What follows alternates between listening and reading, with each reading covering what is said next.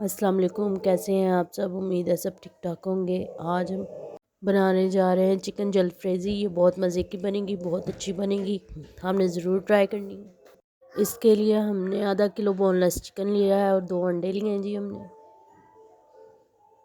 इस तरह स्ट्रिप्स की शक्ल में हमने बोनलेस चिकन को काट लेना है। लंबी लंबी स्ट्रिप्स काट लेंगे इसकी, और इसको हम आधा कप ऑयल के अंदर जो अंडे हैं उनको फ्राई कर लेंगे। अंडों को फ्राई करने के बाद हमारे जो वेजिटेबल्स हैं हमने उनको फ्राई कर लेना है। ये 2 से 3 टेबलस्पून ऑयल के अंदर हमने उनको हल्का सा सोते कर लेंगे 2 से 3 मिनट के लिए। हमने शिमला मिर्च ली है और एक छोटी प्याज को हमने इस तरह से चकोर चकोर काट लेना है। 4 से 5 मिनट के लिए इसको हमने हल्का सा फ्राई कर लेना है। लाइट सा फ्राई करेंगे हम और इसको निकाल लेंगे। फिर से हमने ये हमारा चॉप किया हुआ लहसुन जो है 2 से 3 टेबलस्पून के अंदर सोते करना है इसको। ये 4 से 5 जवे लहसुन के हैं।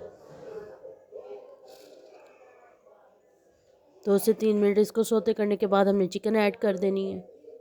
चिकन को हम 10 मिनट के लिए भूनेंगे ताकि ये अच्छी तरह से पक जाए। इसका कलर जब चेंज होने लग जाएगा तो इसके अंदर हम स्पाइसेस ऐड करेंगे।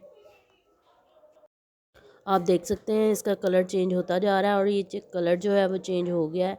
अब इसके ऊपर हम डालेंगे सोया सॉस। ये 2 टेबलस्पून सोया सॉस डाला है हमने।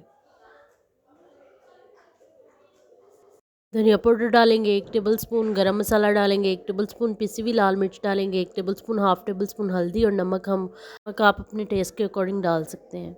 ये सारी चीज़ें डाल के मीडियम फ्लेम के ऊपर 5 मिनट के लिए और भूनेंगे हम इसको।